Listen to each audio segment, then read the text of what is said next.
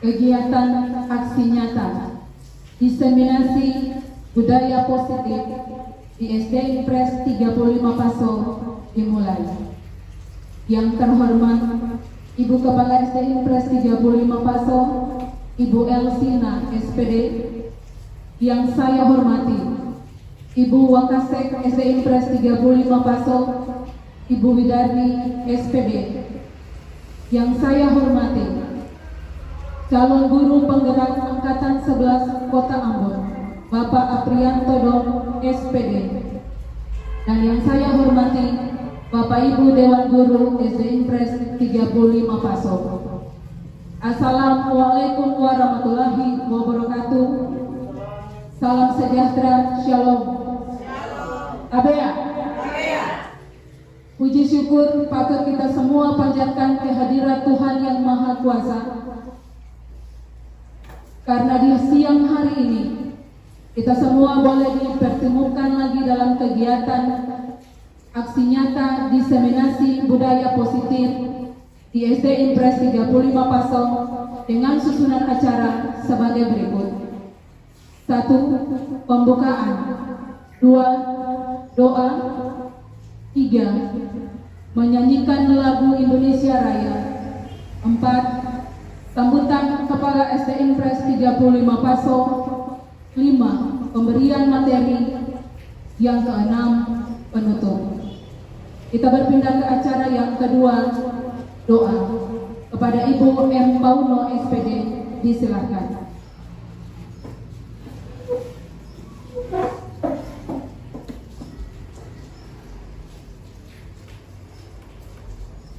Bapak Ibu, sebelum kegiatan ini langsung, mari kita berdoa. Puji syukur sembaran hormat hamba kesempatan kepada Tuhan di saat ini. Karena begitu besar kasih Tuhan, maka kami semua boleh ada menikmati kehidupan sampai saat ini Bapak. Bapak di surga, di saat ini kami akan ada dalam kegiatan diseminasi budaya positif bagi guru-guru di Impres 35 Paso yang akan disampaikan oleh Bapak Aprianto Dom sebagai calon guru penggerak. Kiranya kegiatan yang dilaksanakan di saat ini dari awal sampai pada akhirnya berjalan dalam tuntunan dan penyertaan Tuhan. Oleh karena itu Tuhan memberkati Bapak Yanto Dom, kiranya kegiatan yang akan dia laksanakan, materi yang akan dia sampaikan, semuanya berguna bagi kami semua sebagai guru-guru di Impres 35 Paso. Inilah kami Tuhan, dengan doa kami, dalam nama Tuhan Yesus kami berdoa. Amin.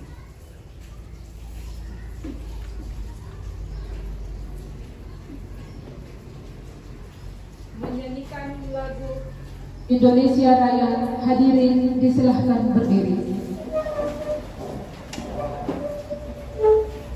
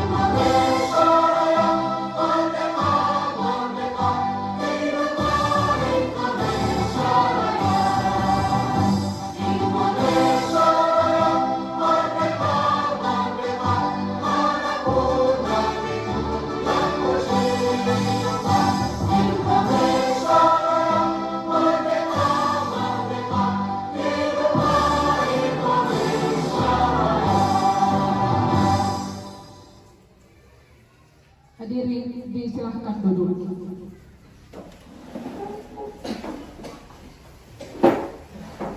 Sambutan Kepala SD Impres 35 Pasong kepada Ibu Elsina SPD disilahkan.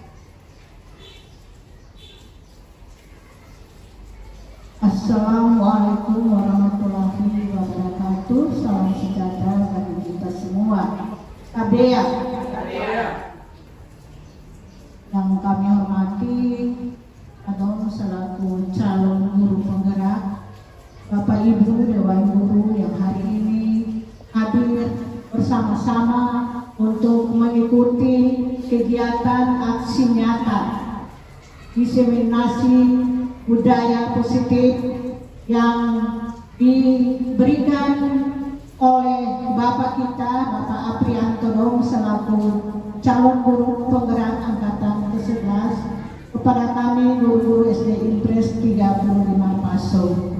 Dengan adanya aksi nyata yang disampaikan oleh calon guru penggerak Bapak Aprianto Dom, semoga apa yang disampaikan menjadi bekal dan dapat menunjang kegiatan selanjutnya dalam kegiatan pembelajaran, baik itu kepada Bapak Ibu Dewan Guru dan juga kepada siswa, yang dapat melanjutkan tingkat kegiatan Bapak Dom selaku calon guru penggerak pada kegiatan-kegiatan berikut. Dengan kegiatan ini akan memberikan nilai terbaik. Semoga di hari ini dan hari-hari berikutnya Bapak Aprianto Dom sebagai calon guru penggerak angkatan 11 memberikan dampak positif bagi teman-teman di hari ini dan di lingkungan di mana Pak Dom melaksanakan tugas dan tanggung jawab sebagai seorang guru penggerak. Demikian yang dapat saya sampaikan. Terima kasih.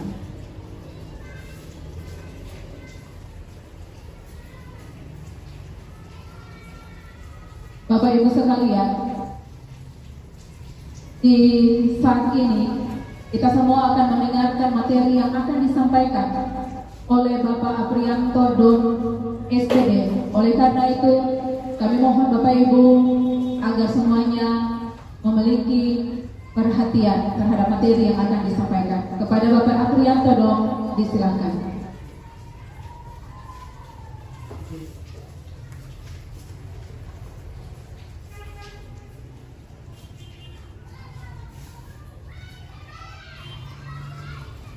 Ya, terima kasih atas kesempatan yang diberikan kepada saya. Selamat siang untuk kita semua. Saya berharap dalam kegiatan ini kita semua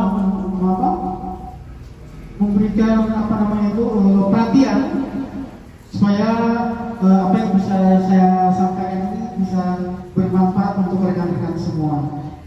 Sebelumnya saya perkenalkan dulu, ini adalah fasilitator saya atas nama Ibu Siti Ruwaidatumu. Beliau adalah fasilitator, dan kemudian ini adalah pengajar praktik saya Ibu Grace Cietalani yang saya sendiri. Oke. Ya, rekan-rekan sekalian, adapun materi tentang aksi nyata diseminasi pemahaman tentang budaya positif bagi kita di lingkungan SD Impres 35 Pasong ini, rekan-rekan bisa lihat sendiri di sini ada materi-materi yang akan saya sampaikan, yaitu mulai dari perubahan paradigma belajar, disiplin positif, motivasi perilaku manusia, 5 kebutuhan dasar manusia, posisi kontrol guru, keyakinan kelas, dan segitiga restitusi. Oke rekan-rekan sekalian, sebelum kita mulai, kita akan lihat dulu budaya positif itu apa ya. Nah, rekan-rekan sekalian, budaya positif adalah nilai-nilai, keyakinan-keyakinan, dan kebiasaan-kebiasaan di sekolah yang berpihak pada murid agar mereka dapat berkembang menjadi pribadi yang kritis, penuh hormat, dan bertanggung jawab. Nah, ini adalah tentang budaya positif pada aksi nyata yang saya bawakan ini. Nah, kita masuk pada yaitu tentang perubahan paradigma belajar. Oke, Bapak Ibu sekalian, ini kita sudah tahu, kita sering jumpai, ya, kita sudah sering jumpai. Nah, Bapak Ibu sekalian, perubahan paradigma belajar sendiri merujuk pada pergeseran cara pandang dan pendekatan dalam proses pendidikan dari pendekatan tradisional yang berpusat pada guru menuju pendekatan yang lebih modern dan berpusat pada siswa. Nah, saya mau ceritakan rekan-rekan sekalian. Di sini dibilang pendekatan tradisional yang berpusat pada guru atau teacher center. Segala sesuatu guru yang ambil alih, ya. Guru dari awal mulai pelajaran sampai akhir, metode yang digunakan metode ceramah, tidak memberikan kesempatan kepada siswa. Nah, itu nanti di sini kita lihat ada perbedaan dari yang dulu dan sekarang. Nah, kemudian dia berpindah ke lebih modern, yaitu berpusat pada siswa atau student center. Ya, di sini siswa diberikan kesempatan oleh gurunya untuk berkembang, ya, untuk menyelesaikan sesuatu. Jadi guru hanya sebagai fasilitator. Ya, oke Bapak Ibu sekalian. Nah, ini kita bisa lihat di sini ada dia punya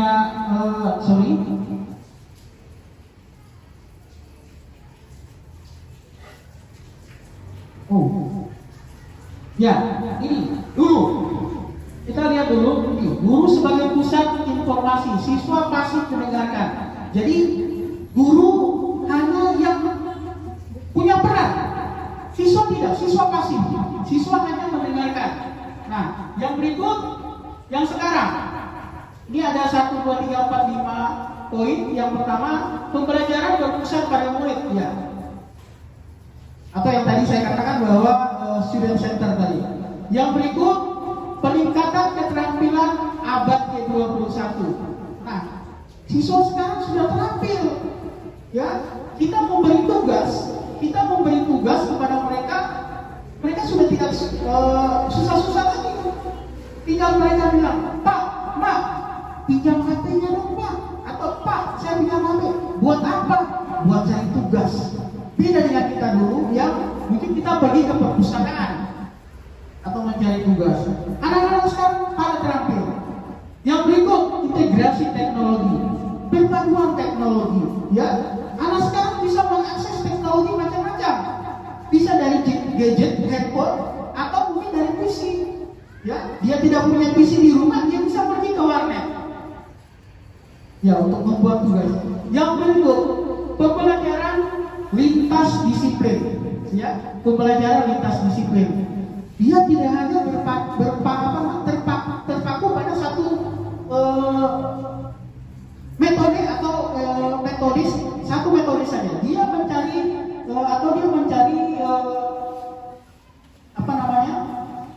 pemahaman dari yang lain.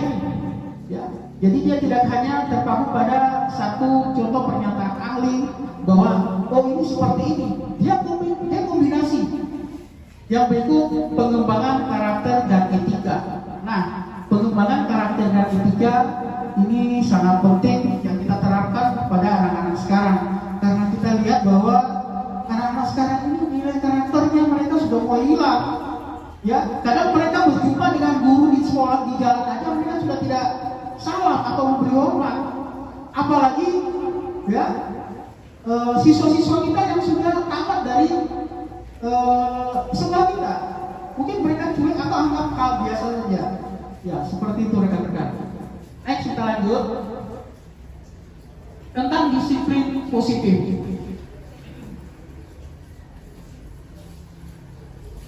Ya rekan-rekan sekalian, disiplin positif adalah cara menerapkan sikap disiplin yang bertujuan untuk menumbuhkan kesadaran dan memberdayakan anak untuk mandiri melakukan sesuatu tanpa hukuman, ancaman maupun hadiah. Ya. Oke. Nanti kita jelaskan ya. Tapi kita lihat dulu tujuan dari disiplin. Tujuan disiplin positif adalah menanamkan motivasi intrinsik pada anak yang membentuk karakter positif. agar mereka mampu menentukan perbuatan yang baik yang harus dilakukan dan perilaku tidak baik yang harus dihindari. Nah, berikut cara menerapkannya. Cara menerapkan disiplin positif pada anak yaitu yang pertama, pembuatan aturan atau kesepakatan. Yang berikut, kedua, tetapkan konsekuensi. Yang ketiga, memberikan pujian. Yang keempat, menjalin komunikasi yang baik. Yang kelima, jadi contoh yang baik.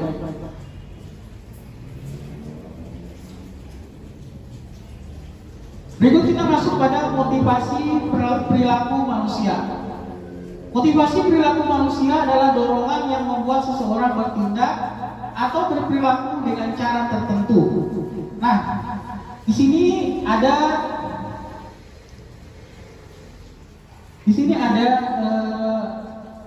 yang berasal dari internal dari dalam diri atau eksternal dari luar diri. Kenapa ada internal dan eksternal? Nah, biasanya begini. Kalau kita kaji dulu yang internal dari dalam diri. Seorang anak dia membuat sesuatu, ya. Kalau dari dalam diri itu berarti kemauannya, ya. Ada beberapa hal. Kemauannya itu bisa berupa bahwa dia ingin mendapat pujian dari gurunya, atau memang itu benar-benar dilakukan oleh anak itu dengan kemauan dirinya. Yang berikut, eksternal. Mungkin ini dari teman atau gurunya, ya, dari teman atau gurunya. Dari teman mungkin begini, kamu jangan seperti itu, nanti kamu dimarahin, atau kamu dihukum oleh guru, atau kamu harus begini biar bisa dapat hadiah juga seperti saya. Seperti itu. Nah, kemudian di sini ada 3 motivasi perilaku menurut Diana Gosel. Yang pertama, untuk menghindari ketidaknyamanan atau hukuman. Yang berikut, untuk mendapatkan imbalan atau penghargaan dari orang lain. Yang berikut, untuk menjadi orang yang mereka inginkan dan menghargai diri sendiri dengan nilai-nilai yang mereka percaya. Nah, ini yang kayak tadi.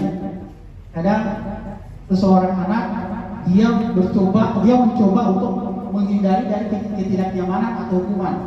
Ya, kadang dia datang, dia bilang begini, saya harus datang cepat waktu, biar saya nanti tidak ditegur atau tidak dimarahi atau tidak diberi hukuman oleh guru. Nah, yang berikut, ada juga anak yang berperilaku yang tadi saya jelaskan bahwa dia ingin melakukan sesuatu atau dia ingin menjawab karena ada imbalan. Ya, seperti itu. Ada juga yang di sini yang ketiga, untuk menjadi orang yang mereka inginkan dan menghargai diri sendiri. Ini faktor yang tadi saya bilang internal tadi. Nah, yang berikut, Bapak Ibu sekalian, kita pelajari tentang 5 kebutuhan dasar manusia. Nah, yang pertama, kebutuhan bertahan hidup. Yang kedua, kasih sayang dan rasa diterima atau kebutuhan untuk diterima. Yang ketiga, penguasaan atau kebutuhan pengakuan atas kemampuan. Yang keempat, kebebasan atau kebutuhan akan pilihan.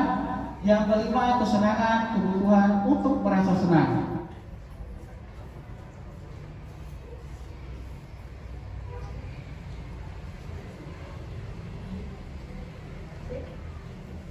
Ya, yang berikut Bapak Ibu, kasih sayang dan rasa diterima atau kebutuhan untuk diterima. Ini penjelasannya. Kebutuhan ini dan 3 kebutuhan berikutnya adalah kebutuhan psikologis. Kebutuhan untuk disayangi dan diterima meliputi kebutuhan akan hubungan dan koneksi sosial. Kebutuhan untuk memberi dan menerima kasih sayang dan kebutuhan untuk merasa menjadi bagian dari suatu kelompok. Kebutuhan ini juga meliputi keinginan untuk tetap terhubung dengan orang lain seperti teman, keluarga, pasangan hidup, teman kerja, binatang peliharaan, dan kelompok di mana kita tergabung. Anak-anak yang memiliki kebutuhan dasar kasih sayang dan rasa terima ini biasanya ingin disukai dan diterima oleh lingkungan. Mereka juga dengan orang tuanya biasanya mereka belajar karena suka pada gurunya. Bagi mereka, teman sebaya sangatlah penting. Mereka juga biasanya suka bekerja dalam kelompok. Ya, tadi penjelasan tentang yang tadi kebutuhan manusia. Berikut yang penguasaan. Kebutuhan pengakuan atas kemampuan. Kebutuhan ini berhubungan dengan kekuatan untuk mencapai sesuatu menjadi kompeten, menjadi terampil, diakui atas prestasi dan keterampilan kita, didengarkan dan memiliki rasa harga diri. Kebutuhan ini meliputi keinginan untuk dianggap berharga, bisa membuat perbedaan, bisa membuat pencapaian, kompeten, diakui, dihormati.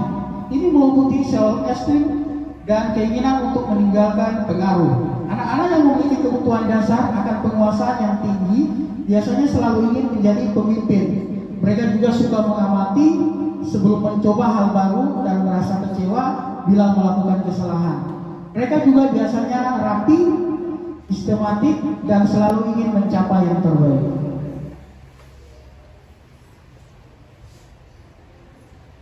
Yang berikut kebebasan atau kebutuhan akan pilihan. Kebutuhan untuk bebas adalah kebutuhan yang akan kemandirian otonom, memiliki pilihan dan mampu mengendalikan arah hidup seseorang. Anak-anak dengan kebutuhan kebebasan yang tinggi menginginkan pilihan, mereka perlu banyak bergerak, suka mencoba-coba, dan tidak terlalu terpengaruh orang lain dan senang mencoba hal yang baru atau yang menarik. Yang berikut kesenangan, kebutuhan untuk merasa senang. Kebutuhan akan kesenangan adalah kebutuhan untuk mencari kesenangan, bermain dan tertawa. Bayangkan hidup tanpa kenikmatan apapun, betapa menyedihkan. Glaser menghubungkan kebutuhan akan kesenangan dengan belajar. Semua hewan dan tingkat intelijensi tinggi, anjing, lumba-lumba, primata dan lain-lain, bermain. Saat mereka bermain, mereka mempelajari keterampilan hidup yang penting. Manusia tidak berbeda. Anak-anak dengan kebutuhan dasar kesenangan yang tinggi biasanya ingin menikmati apa yang dilakukan. Mereka juga bisa berkonsentrasi tinggi, mengerjakan hal-hal yang disenangi. Mereka juga suka permainan dan suka menggunakan barang, suka bergurau, suka melucu, dan juga mengemaskan. Bahkan saat mereka bertingkah laku buruk, mereka masih terlihat lucu.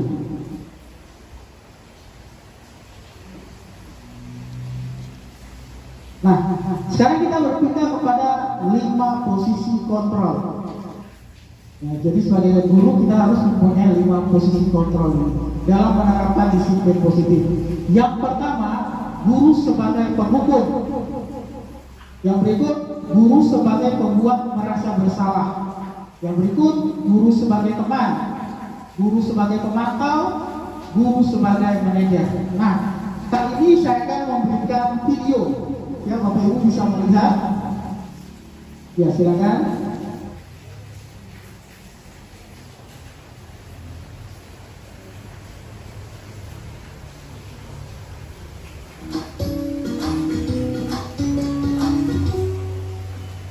Salam bahagia Ibu dan Bapak guru hebat.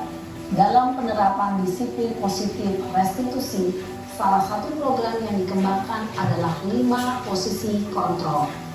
5 posisi kontrol dalam restitusi adalah proses perjalanan seorang pendidik agar dapat mengenali dirinya. Pada video kali ini, kita akan membahas tentang 5 posisi kontrol yang dikembangkan oleh Diane Gosset dan contoh penerapannya.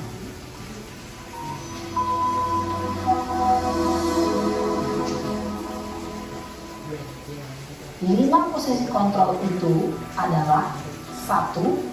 Posisi penghukum. 2. Posisi pembuat merasa bersalah. 3. Posisi teman. 4. Posisi pemantau atau monitor. Dan 5. Posisi manajer. Untuk lebih memahami kelima posisi tersebut, mari kita saksikan kasus Naren yang terlambat hadir 20 menit di sekolah dan melihat bagaimana kelima posisi kontrol dalam menghadapi masalah tersebut.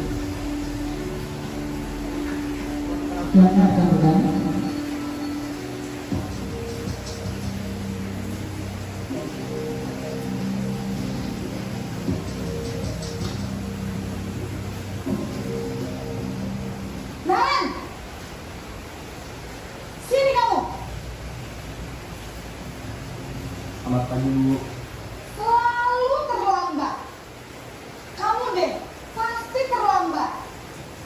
Bu, saya Apa?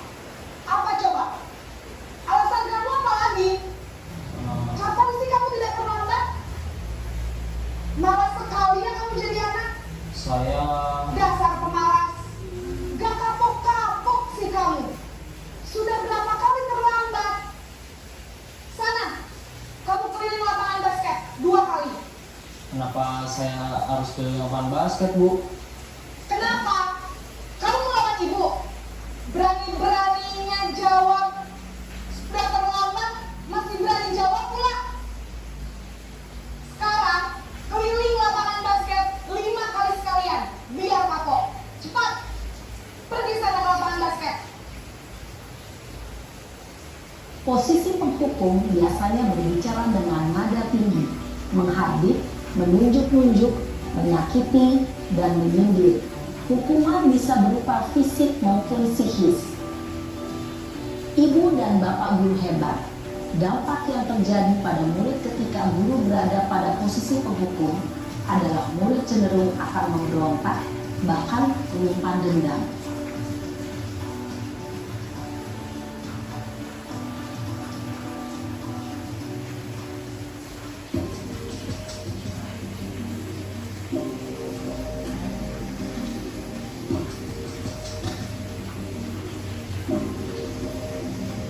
Naren!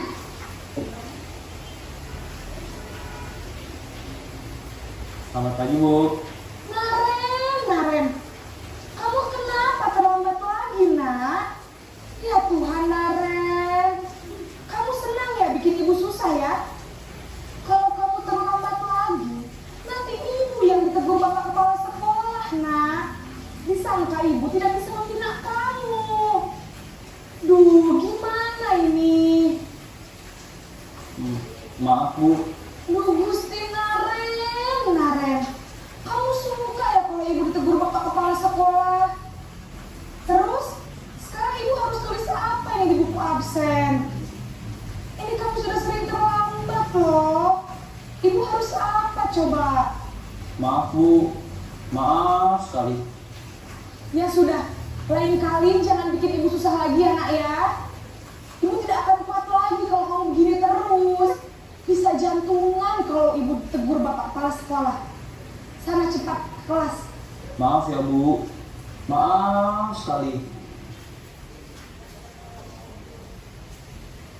Posisi pembuat rasa bersalah berbicara dengan nada tenang, cenderung lembut. Namun kata-kata yang diutarakan membuat murid merasa menjadi orang yang gagal, memandang buruk dirinya sendiri, merasa tidak berharga, dan tidak sanggup membahagiakan orang lain. Ketika guru mengambil posisi pembuat rasa bersalah, murid akan menganggap dirinya yang bersalah dan ia akan menyimpan emosi negatif tersebut di dalam dirinya.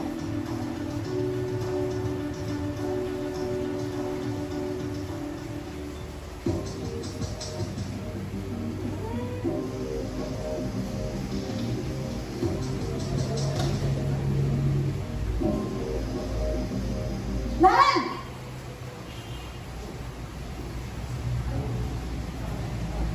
Selamat pagi, Bu. Wah, sudah jam berapa ini nak? Terlambat lagi ya sayang. Iya, Bu. Habis ibu saya lupa bangunkan saya, Bu. Kamu malah menyalahkan ibu kamu. Kamu bukannya anak yang larinya paling kencang. Kok terlambat sih? Iya, Bu. Saya memang terlambat bangun tadi. Jadi, biarpun saya lari kencang, tetap gak kekejar, Bu. Ya sudah sana. Nanti lain kali larinya lebih kencang lagi ya. Biar gak terlambat lagi. Bikin seneng ibu. Demi ibu. Bisa kan? Bisa lah, Bu. Ya sudah sana masuk kelas. Ibu beresin urusan absen kamu. Kamu ini ada-ada saja. Dalam posisi teman, guru berbicara dengan nada suara ramah, akrab, cenderung bersenda gurau untuk menjaga suasana tetap santai. Murid akan merasa senang, aman, dan akrab dengan guru. Identitas yang tercipta adalah identitas sukses atau berhasil. Namun, Perlu diingat, karena ini masih dorongan eksternal, maka ada faktor ketergantungan dari murid kepada orang tertentu. Di sini guru aksennya, sehingga di lain waktu murid bisa berperilaku baik, namun hanya kepada orang-orang tertentu saja.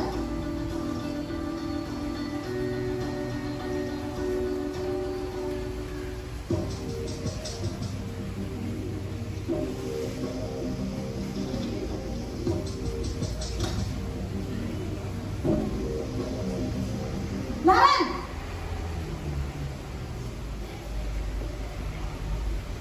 Selamat pagi, Bu. Naren, apa peraturan sekolah kita tentang jam berapa kita harus masuk sekolah, nak? Kita harus di sekolah jam 7, Bu.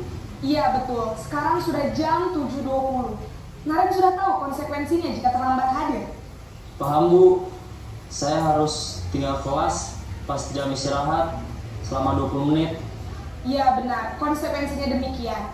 Jadi nanti jam 9.30 pas istirahat, kamu harus tinggal di kelas, kerjakan tugas tambahan untuk ketertinggalan kamu, ya? Baik, Bu.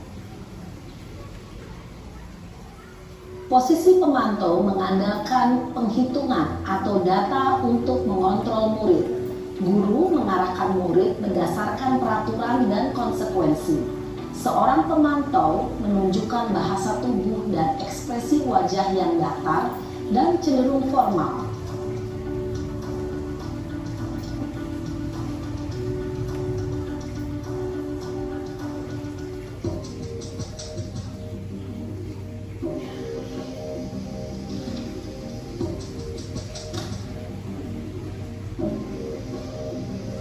Naren!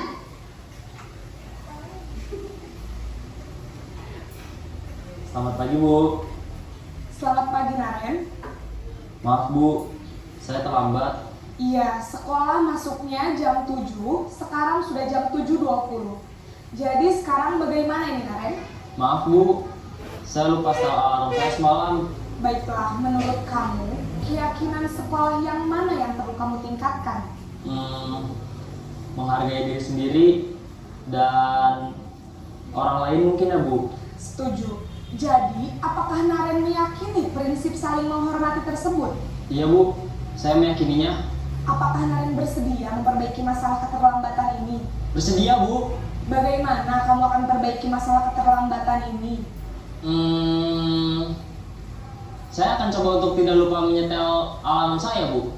Baik, kalau Naren lupa menyetel alarm di rumah, ada orang yang kira-kira bisa bantu mengingatkan tidak? Ada, Bu. Kakak saya, Kak Emma.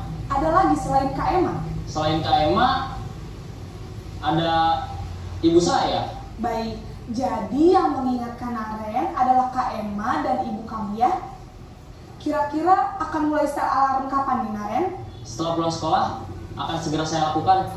Baik, jadi Naren akan setel alarm untuk bangun besok pagi dan akan diingatkan oleh kakak dan ibunda Naren ya. Ada lagi yang mungkin perlu dilakukan, Naren, agar tidak terlambat bangun lagi? Tidak ada, Bu. Baik, Naren, terima kasih untuk kerjasama kamu. Sekarang kamu perlu kembali ke kelas untuk belajar. Baik, Bu. Terima kasih. Posisi manajer adalah posisi kontrol yang disarankan untuk membimbing murid memiliki sikap disiplin yang positif, yaitu murid yang mandiri, bertanggung jawab, dan dapat memecahkan masalah. Tujuan dari posisi ini adalah agar murid dapat berefleksi atas tindakannya. Guru akan dengan tulus memberikan pertanyaan-pertanyaan bermakna, sehingga membuat murid dapat belajar dari kesalahannya dan mencari sebuah solusi untuk menyelesaikannya. Ibu dan Bapak guru hebat, setelah mengamati adegan kelima posisi kontrol. Ya, terima kasih Bapak Ibu sekalian yang sudah melihat video tadi. Itu adalah 5 posisi kontrol guru dalam menerapkan disiplin positif. Kira-kira dari setelah kita menyimak video tadi, peran apa yang mau dipilih oleh ibu-ibu guru atau ibu guru ini? Silakan. Ada yang mau menjawab? Silakan. Kira-kira posisi kontrol apa yang mau dipilih terpilih? Angkat tangan dong, Ibu. Ya, silakan Ibu Urilal. Terima kasih Pak, kalau saya memilih posisi kontrol manajer. Oh, seperti apa, Bu? Posisi kontrol manajer yang saya pilih Pak. Alasannya apa, Ibu? Sebab sebagai seorang guru, murid itu tidak boleh diberi hukuman secara terus menerus. Tapi bagaimana peran kita untuk memperbaiki dan menuntun dia untuk menjadi murid yang lebih baik. Terima kasih Pak. Luar biasa. Berikan aplaus untuk Ibu kita, Ibu Urilal.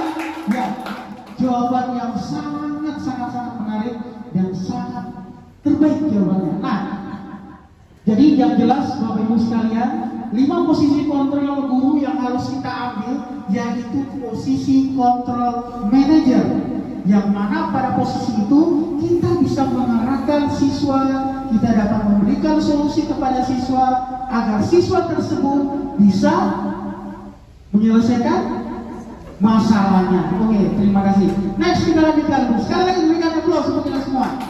Iya, berikut kita pindah yang berikut.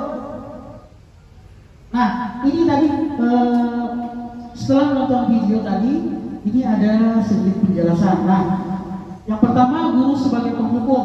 Seorang penghukum bisa menggunakan hukuman fisik maupun verbal. Bisa menggunakan fisik atau verbal. Guru yang menerapkan posisi penghukum akan berkata, patuhi aturan saya. Kamu selalu saja yang berbuat salah. Pasti selalu yang terakhir selesai. Nah, saya kira itu Bapak Ibu sekalian, mari kita supaya untuk menjauhi dari posisi kontrol sebagai penghukum ini, karena tidak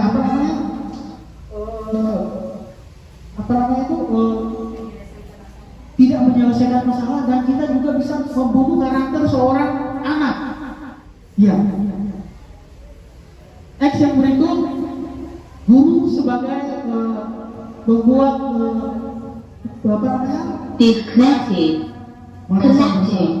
Ya. Pada posisi ini biasanya guru akan bersuara lebih lembut. Pembuat rasa bersalah akan menggunakan keinginannya yang membuat orang lain merasa tidak nyaman atau bersalah atau rendah diri. Contoh kata-kata yang diucapkan, ibu sangat kecewa dengan kamu. Berapa kali Bapak harus memberitahukan kamu ya? Gimana coba kalau orang tua kamu tahu kamu berbuat begini? Yang berikut, di posisi ini murid akan mempunyai penilaian diri yang buruk tentang diri mereka, merasa mereka tidak berharga dan telah mengecewakan orang yang disayangi. Yang berikut, yang ketiga, posisi kontrol guru sebagai teman. Guru pada posisi ini tidak menyakiti murid, namun tetap mengontrol murid. Posisi ini bisa berdampak negatif atau positif. Ya, Bapak Ibu, kita kembali lagi.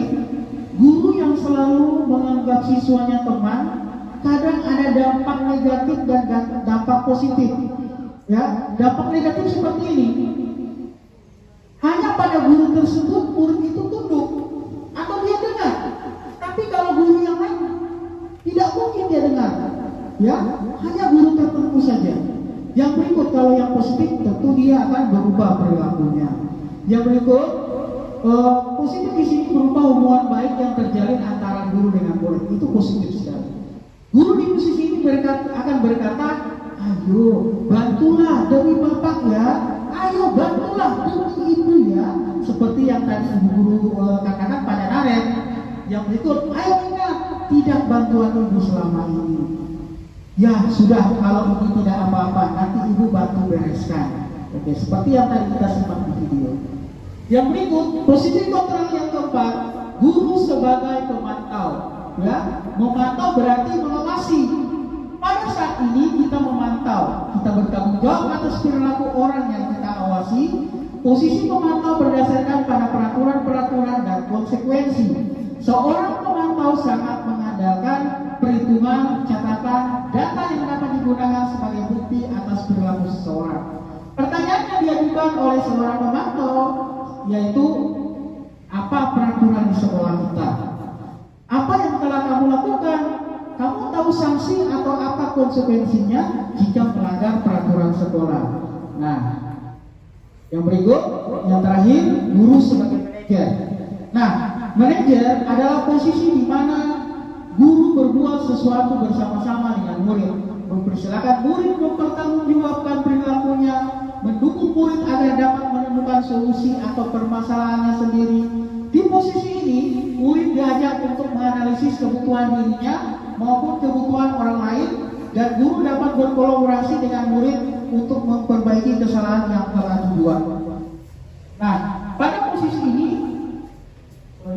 pada posisi ini seorang manajer akan berkata apa yang kita yakini, ya, dalam hal ini kembali ke keyakinan kelas. Yang berikut, apa kamu meyakininya? Apakah kamu bersedia meyakininya? Apa dampaknya jika kamu memperbaiki kesalahan yang telah dibuat? Apakah ada solusi untuk memperbaiki hal ini? Iya. Oke Bapak Ibu sekalian, sekarang kita masuk pada keyakinan kelas. Nah, oke, tadi seperti kita memulai kegiatan, kita mulai dengan keyakinan ya, keyakinan kelas dulu. Nah, Bapak Ibu, keyakinan kelas ini penting di mana kita melatih siswa untuk berperilaku positif, ya. Nah, Bapak Ibu sekalian, keyakinan kelas adalah serangkaian nilai dan norma yang disepakati bersama oleh guru dan siswa untuk menciptakan lingkungan belajar yang positif dan kondusif. Keyakinan kelas berupa pernyataan universal yang dibuat dalam bentuk kalimat positif. Keyakinan kelas haruslah pernyataan positif yang menginspirasi dan memotivasi murid. Bapak Ibu, ini ada video yang akan kita saksikan lagi. Silakan Bapak Ibu, boleh memperhatikan.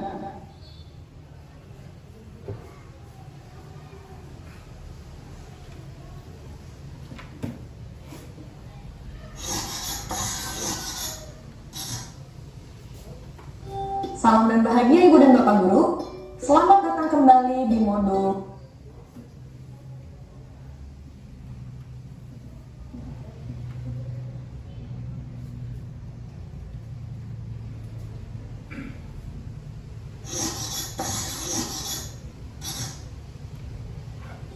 Salam dan bahagia Ibu dan Bapak Guru.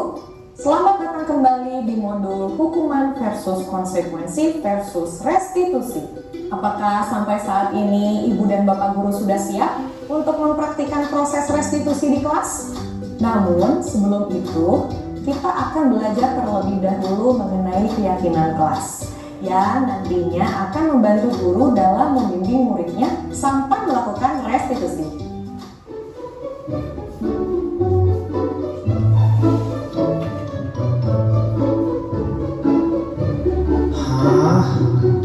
Uang siapa ini?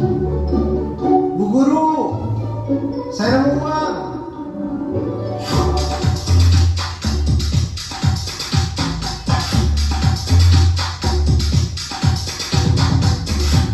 Apa itu keyakinan kelas? Apakah sama dengan peraturan kelas? Mari kita ingat kembali cerita Julio tadi. Menurut Ibu dan Bapak Guru, apakah yang menjadi motivasi Julio mengambil tindakan tersebut? Padahal bisa saja Julio mengambil uang tersebut. Ia pun tidak akan dapat hukuman karena tidak akan ada yang mengetahuinya.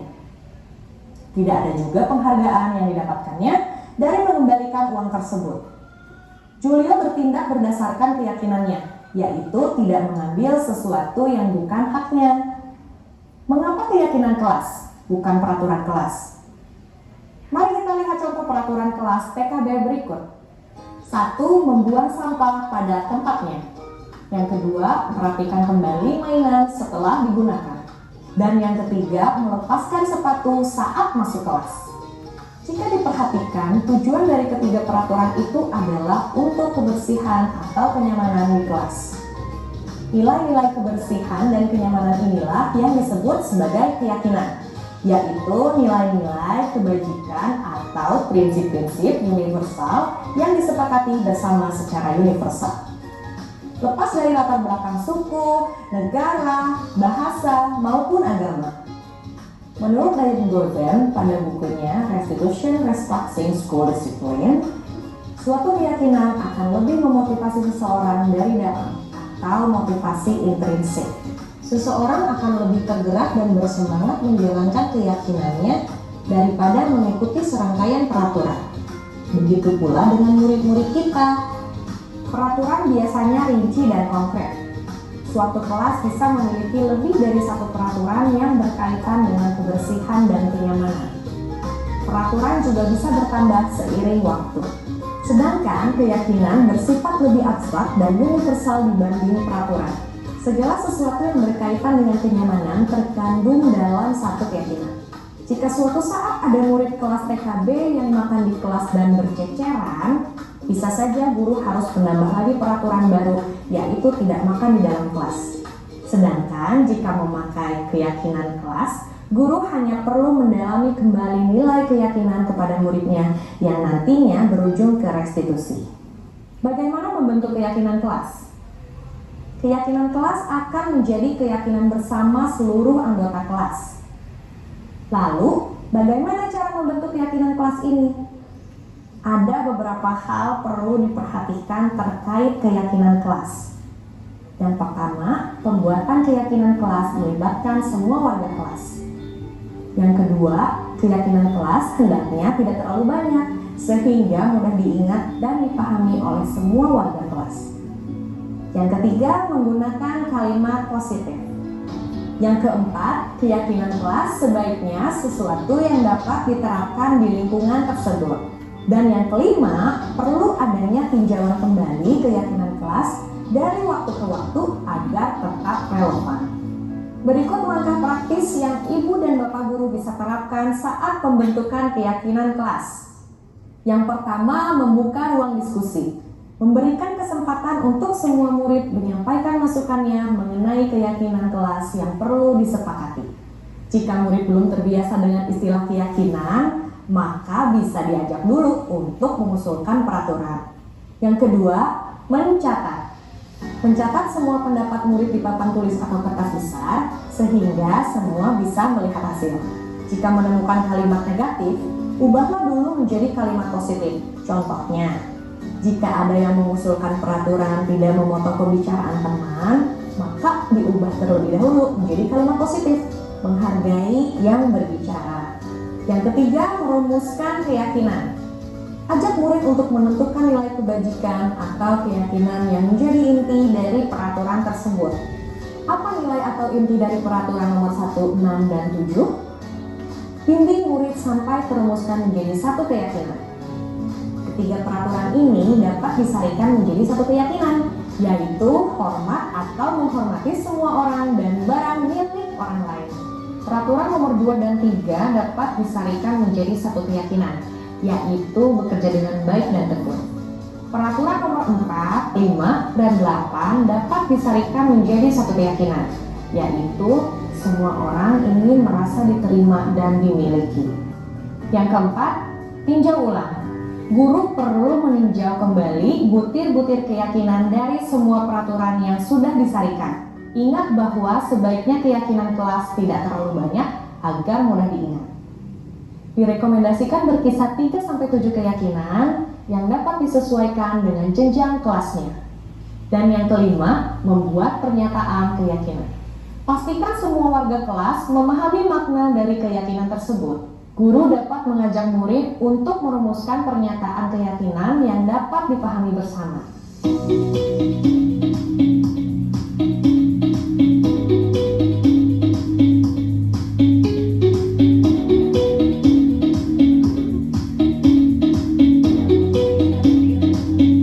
Bagi murid-murid PAUD dan SD, guru dapat merumuskan pernyataan keyakinan dengan lebih sederhana.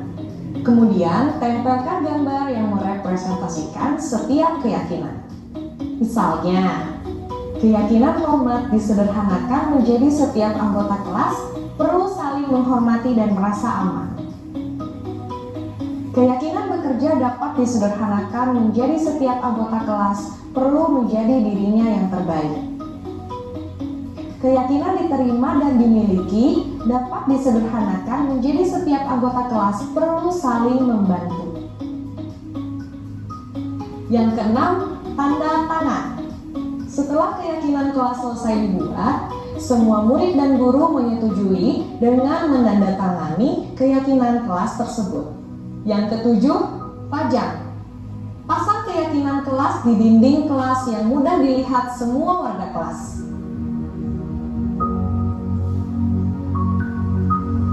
Bagaimana agar murid dapat mendalami makna keyakinan kelas? Tentu kita berharap semua murid dapat memahami makna dari pernyataan yang dituliskan dalam keyakinan kelas. Oleh karena itu, manfaatkan pekan pertama di tahun ajaran baru untuk kegiatan pendalaman yang bertujuan menurunkan keyakinan kelas menjadi sesuatu yang lebih konkret. Pekan pendalaman keyakinan dapat diisi dengan kegiatan berikut. Kegiatan tampak seperti atau tidak tampak seperti. Pada kegiatan ini, kita mengajak murid untuk berdiskusi mengenai perilaku dari setiap keyakinan tersebut. Akan tampak seperti apa dan tidak tampak seperti apa. Hasil diskusinya dituangkan pada tabel T seperti berikut. Orang yang memiliki keyakinan hormat akan tampak seperti berbicara dengan sopan, mengembalikan barang yang dipinjam, dan seterusnya. Sedangkan tidak tampak seperti orang yang berkeyakinan hormat jika berkata kasar, meletakkan sembarangan barang yang dipinjam, dan seterusnya. Kegiatan tampak seperti. Pada kegiatan ini, murid mendiskusikan perilaku yang tampak seperti dari setiap keyakinan dengan model skema Y. Terdapat 3 indikator yang akan didiskusikan, yaitu terlihat, terdengar, dan berperilaku. Orang yang memiliki keyakinan diterima dan dimiliki akan terlihat senang berbagi dan tersenyum, terdengar menawarkan bantuan dan mengajak bermain bersama, berperilaku ramah, dan peduli dengan temannya.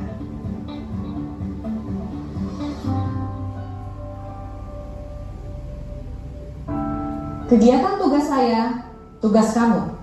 Pada kegiatan ini, murid diajak berdiskusi mengenai tanggung jawab dan hak setiap warga kelas dengan menggunakan model kanvas seperti berikut. Setiap kanvas diisi sesuai dengan tanggung jawab dan haknya.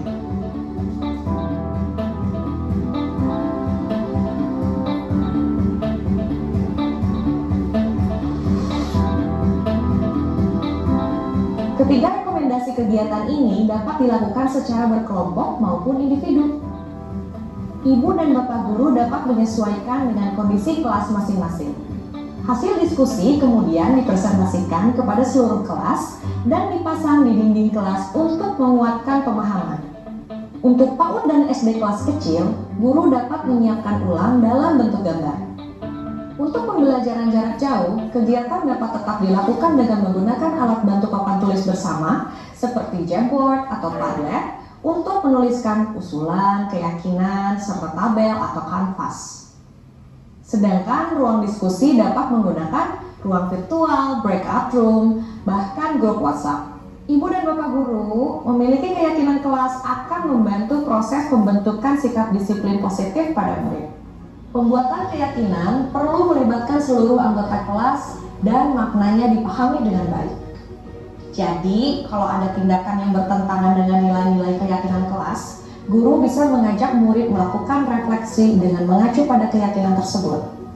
Proses ini akan membimbing murid untuk memiliki motivasi level 3, yaitu untuk menjadi orang yang menjunjung tinggi nilai-nilai kebajikan. Ya, Bapak Ibu sekalian, itu tadi contoh keyakinan kelas, pembuatan penerapan di dalam kelas. Nah, setelah kita menyimak video tadi, ada beberapa yang dapat saya sampaikan di sini, yaitu manfaat keyakinan kelas. Manfaat dari kita membuat keyakinan kelas, Bapak Ibu, yang bisa dilihat di depan, keyakinan kelas dapat membantu murid untuk berkembang menjadi individu yang bertanggung jawab, disiplin, dan memiliki rasa hormat terhadap orang lain. Keyakinan kelas juga dapat meningkatkan motivasi belajar murid karena mereka memiliki kelas tersebut dan merasa bertanggung jawab untuk menjaga kelas, mereka tetap aman dan kondusif untuk belajar. Yang berikut, dalam membuat keyakinan kelas, harus melibatkan semua warga kelas melalui curah pendapat. Keyakinan kelas dapat ditinjau kembali dari waktu ke waktu untuk memastikan bahwa keyakinan kelas tersebut masih relevan dan efektif. Jika terjadi perubahan kondisi, maka keyakinan kelas perlu diubah atau diperbarui. Langkah-langkah dalam membuat keyakinan kelas. Tadi sudah disimak di video. Yang pertama, meminta murid untuk menuliskan keyakinannya. Yang berikut, membahas keyakinan yang telah ditulis. Memilih keyakinan kelas, mengubah keyakinan kelas agar menjadi kalimat positif, menyepakati keyakinan kelas. Dan tadi ada juga tidak lupa harus tanda tangan ya, tanda tangan dari siswa dan guru. Ya. Next. Nah, kita sampai pada fase terakhir yaitu segitiga restitusi. Nah, pada segitiga restitusi ini, Bapak Ibu sekalian, terdapat 3 tahapan, yaitu yang pertama, tahapan menstabilkan identitas, tahapan validasi tindakan yang salah, tahapan menanyakan keyakinan. Bapak Ibu, ini dia punya bentuk restitusinya, segitiga restitusi. Jangan bosan-bosan, kita simak lagi ini video berikut, video terakhir.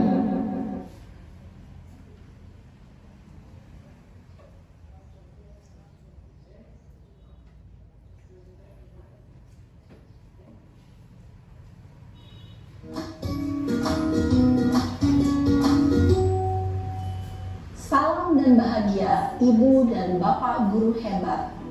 Pada video kali ini kita akan membahas tentang salah satu program disiplin positif yang diterapkan di lingkungan sekolah yang dikenal dengan nama restitusi.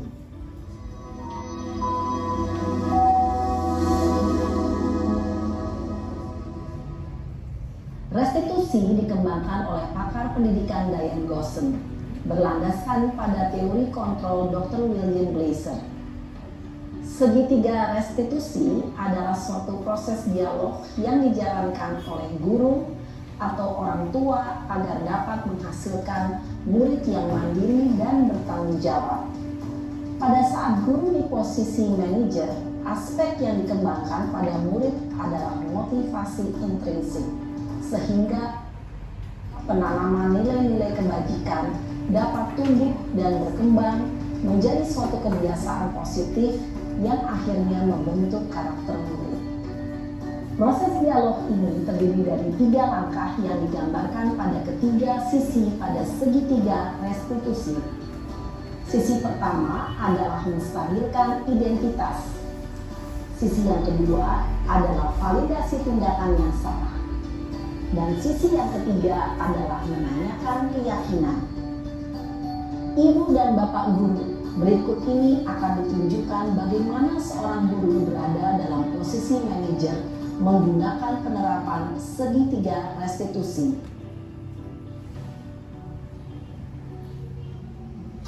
Bapak Ibu sekalian, kita simak videonya.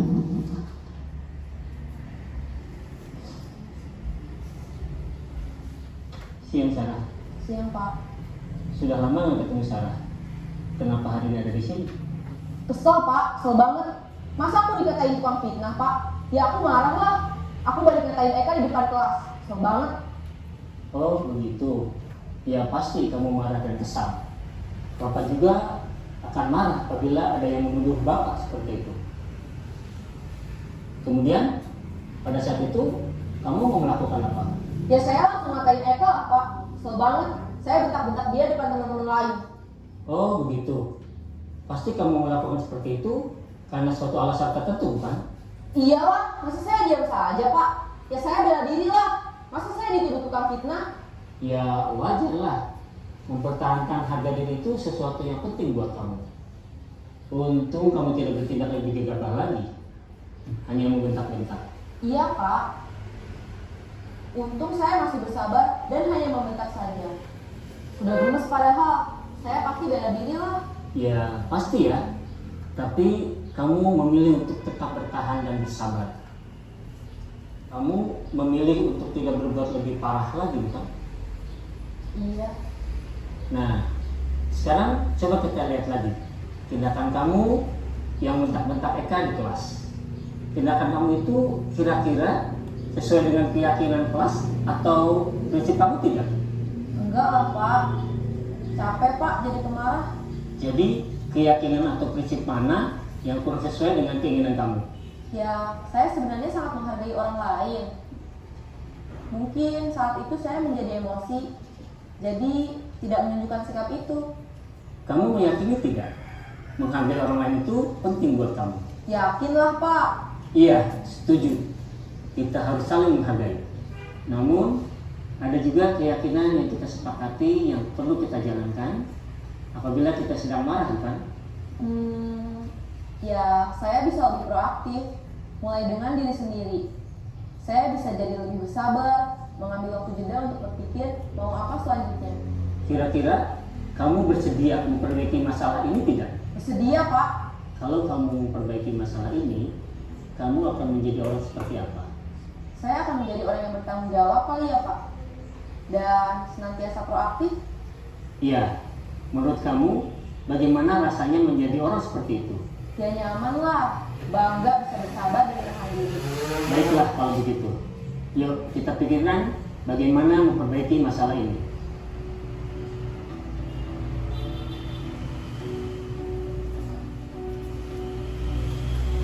Ibu dan Bapak guru hebat. Baru saja kita menyaksikan contoh bagaimana seorang guru berada dalam posisi manajer menggunakan penerapan segitiga restitusi. Mari kita bahas satu persatu.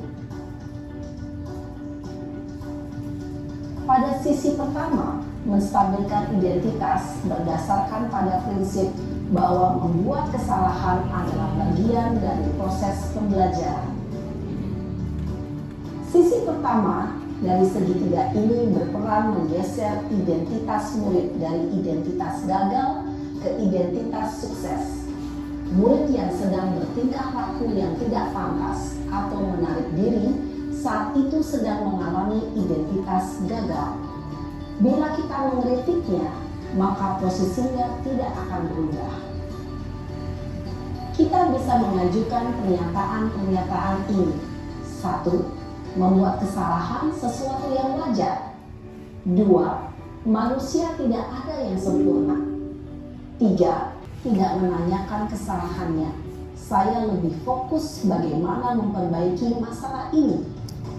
5. Apakah saat ini kamu tengah menjadi orang yang baik untuk dirimu sendiri? Pada sisi kedua, validasi tindakan yang salah berlandaskan pada prinsip bahwa setiap perilaku berupaya memenuhi suatu kebutuhan tertentu.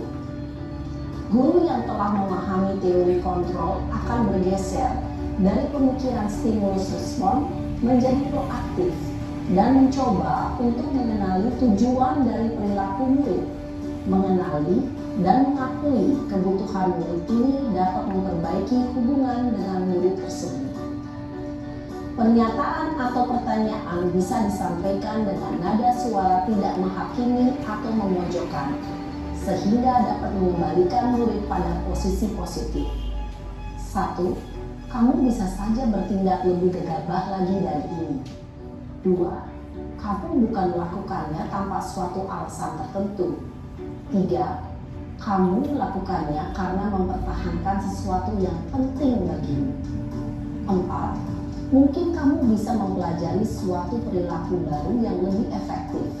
Bersediakah kamu mempelajarinya? Selanjutnya, kita akan simak sisi terakhir, yaitu menanyakan keyakinan. Teori kontrol menyatakan bahwa pada dasarnya kita termotivasi secara intrinsik.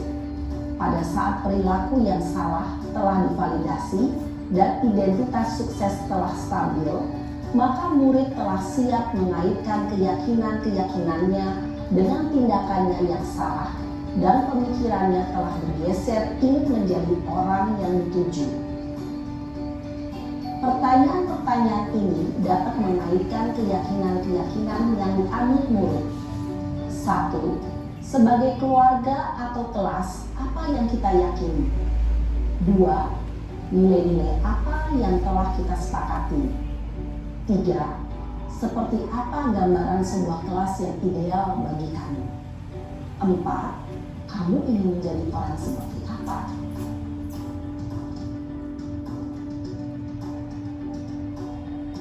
Dalam menerapkan segitiga restitusi, perlu diperhatikan beberapa hal, yaitu 1. Perilaku yang salah perlu dikaitkan dengan nilai-nilai atau keyakinan-keyakinan yang telah disepakati atau dituju.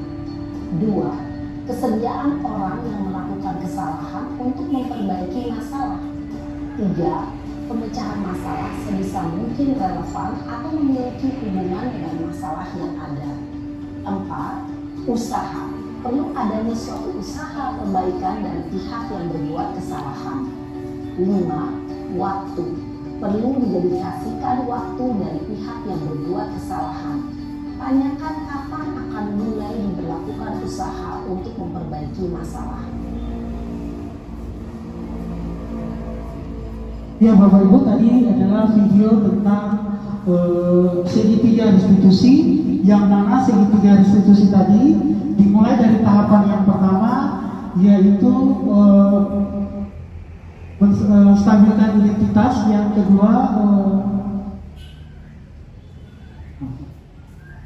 menanyakan keyakinan yang salah. Yang berikut tentang keyakinan kelas. Nah, segitiga restitusi ini dilakukan oleh guru yang memilih posisi sebagai seorang manajer. Nah, seperti itu. Jadi guru yang mengambil posisi sebagai manajer dapat menerapkan segitiga restitusi kepada muridnya. Oke Bapak Ibu, kita next.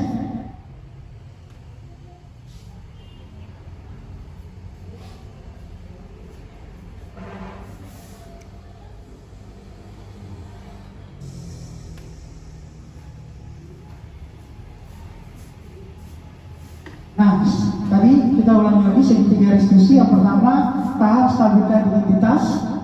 Tadi ada pertanyaan, apa yang terjadi? Bagaimana perasaanmu tentang kejadian ini?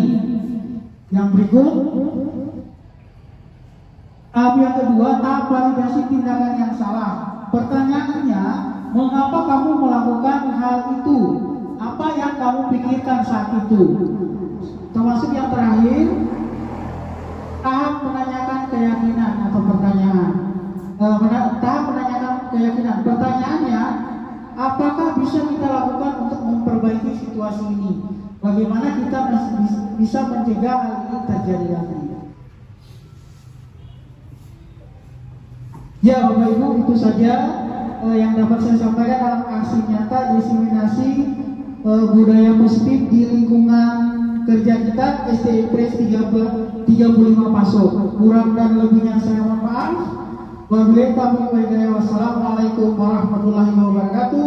Selamat siang, salam sejahtera untuk kita semua. Salam. Terima kasih. Saya serahkan kepada pembelajaran.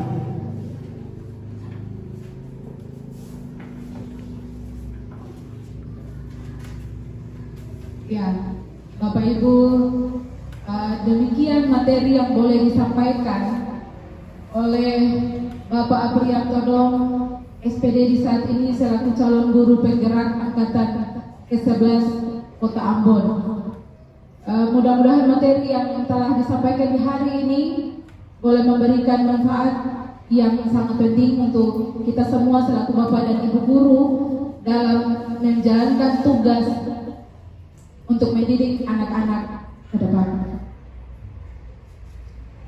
Dengan berakhirnya pemberian materi dari Bapak Aprianto Dong di saat ini, maka kita akan menutup rangkaian kegiatan di saat ini dengan doa bersama.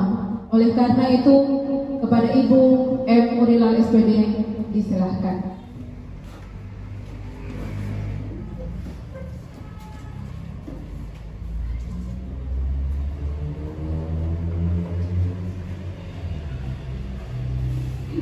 Bapak Ibu guru yang berkati, mari kita berdoa menurut keyakinan kita masing-masing, dan saya menyampaikan doa ini dalam agama Kristen supaya kita boleh menyesuaikan. Mari kita berdoa. Kami kembali mengucap syukur dan terima kasih kepadamu Bapa di surga atas waktu yang telah Tuhan siapkan bagi kami para guru SD Impres 35 Paso dalam kegiatan mengikuti materi yang diberikan oleh Pak Aprianto Dom. Kiranya materi yang telah beliau berikan bagi kami akan menjadi bekal bagi perjalanan kehidupan kami selaku para guru untuk mempersiapkan diri, mendidik dan mendidik anak-anak kami. Tuhan persiapkan Aprianto untuk pelaksanaan tugas selanjutnya. Biarlah berkat Tuhan, biarlah kasih karunia Tuhan, biarlah hikmat Tuhan akan terus menuntun beliau agar beliau akan menjadi seorang guru penggerak yang cita-cita pada Tuhan itu akan menjadi guru yang berhasil dan bisa membawa masa depan yang baik dari SD Impres 35 Paso. Bapak berkati kami semua Tuhan, istimewa Tuhan. Kami akan kembali ke bilik pergumulan kami masing-masing. Tuhan tuntut jaga pelihara kami dalam perjalanan dan tibakan kami dengan selamat. Dan Tuhan, Bapak juga persiapkan kami untuk hari esok ada dalam lingkungan pendidikan kami, mendidik anak-anak kami. Bapak berkati kami semua dan khusus kami menyerahkan ibu pemimpin kami Tuhan, ibu kepala sekolah. Kiranya Tuhan memberkati beliau agar semua yang telah beliau berikan bagi kami, beliau siapkan bagi kami. Istimewa Tuhan dalam membina lembaga pendidikan SD Impres 35 Paso ini. Beliau akan membawa lembaga ini ke arah dan jalan yang Tuhan sendiri kehendaki. Ampuni semua salah dan dosa kami Bapa. Kami akan undur dari hadapan hadirat. Kami mohon berkat dan penyertaan. Kiranya kasih karunia dan damai sejahtera yang berasal dari Allah Bapa, cinta kasih Tuhan Yesus Kristus oleh dan di dalam tuntunan Roh Kudus akan tetap tinggal menjaga, menyertai, memberkati kami semua, keluarga kami, semua orang yang punya kami, ada anak didik kami saat ini Bapa, besok sampai selama. Amin.